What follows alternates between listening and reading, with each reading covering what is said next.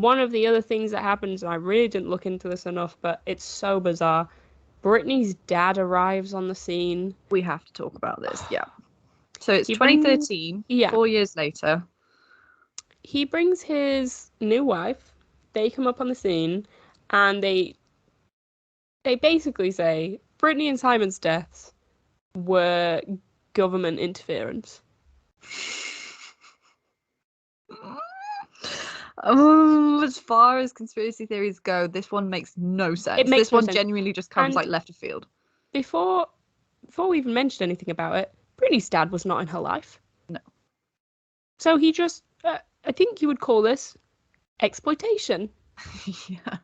He exploited your dead daughter. Yeah. Like, who you didn't even really see. Yeah. It's terrible. Anyway, do you know much about this conspiracy theory? Because it's so weird. So I think what I understood is that... Yeah, because it's quite bizarre. There's this woman called Julia something. Yeah. Who's a border guard. Yeah.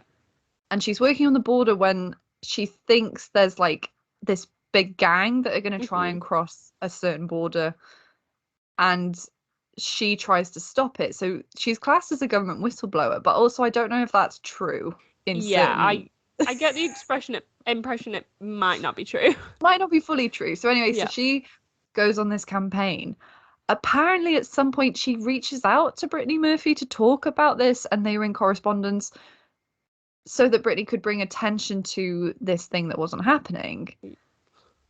Yeah. And then she comes out like all these years later with her dad saying that they were poisoned with heavy metals because Brittany was going to speak out against it, that her and Simon were poisoned with heavy metals, and they had their own toxicology report done that showed this, but they're not suggesting how like the heavy metals were like essentially this report that they do. I think it's 100% fake. I think someone's it photoshopped. It seems so fake to me. It doesn't seem professional in any way.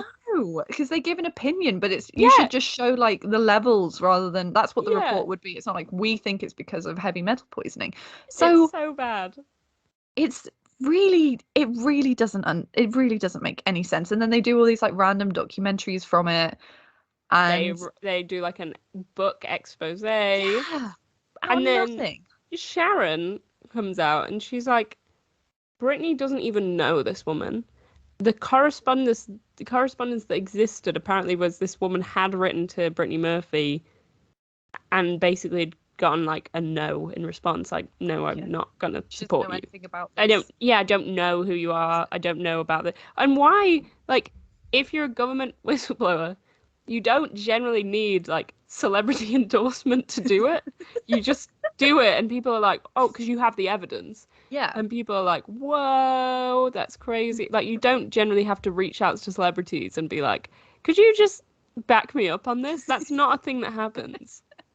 It's so weird. It's such a weird... And it's what I think has happened is that this woman tried to talk to Brittany Murphy for some reason, saw that they did die in suspicious circumstances in the same way.